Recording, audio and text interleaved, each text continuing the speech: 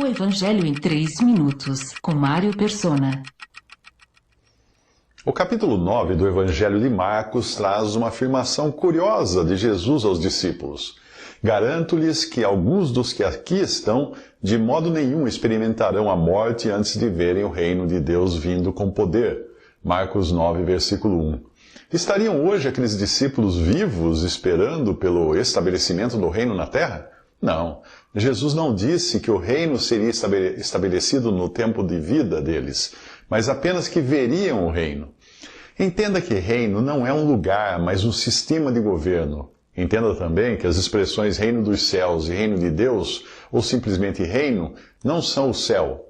Se o reino fosse o céu, Jesus não teria dito que o reino dos céus é como um homem que semeou boa semente no seu campo, mas enquanto todos dormiam, veio o seu inimigo e semeou o joio no meio do trigo e se foi. Mateus 13, 24.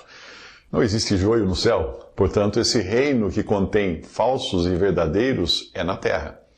Outro ponto importante é que o reino tem mais de um aspecto.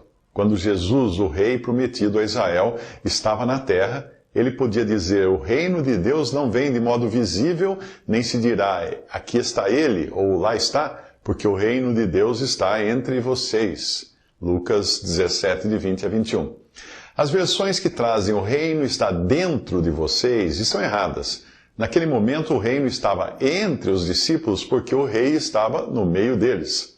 Mas e depois da morte, ressurreição e ascensão de Jesus? O reino continuaria na terra por meio de uma representação ou embaixada. Onde estiverem os representantes de um reino, eles são o reino. Por isso, uma representação diplomática de qualquer país no Brasil é reconhecida como seu país de origem. Quando você entra num consulado ou embaixada, está entrando no país que ela representa e ali vigoram as leis daquele país. Quando eu acompanhei minha filha ao consulado do Brasil em Nova York para cuidar do registro do seu bebê, uma mulher protestou em voz alta, ela está furando fila. Aí eu expliquei à mulher que mães com bebês têm preferência, mas ela respondeu que a lei vigorava só no Brasil, não nos Estados Unidos. Aí eu respondi, minha senhora, eu e você não estamos nos Estados Unidos. Agora nós estamos no Brasil, isto aqui é território brasileiro. Após subir ao céu, Cristo deixou aqui uma representação formada pelos nascidos de novo que vivem num reino em mistério, como Jesus o descreveu nas várias parábolas dos capítulos 13 ao 25 do Evangelho de Mateus. O que Jesus está prestes a fazer é mostrar como é o reino visível. Visite 3minutos.net.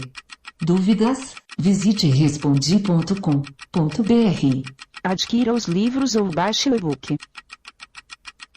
Também para Android e iPhone.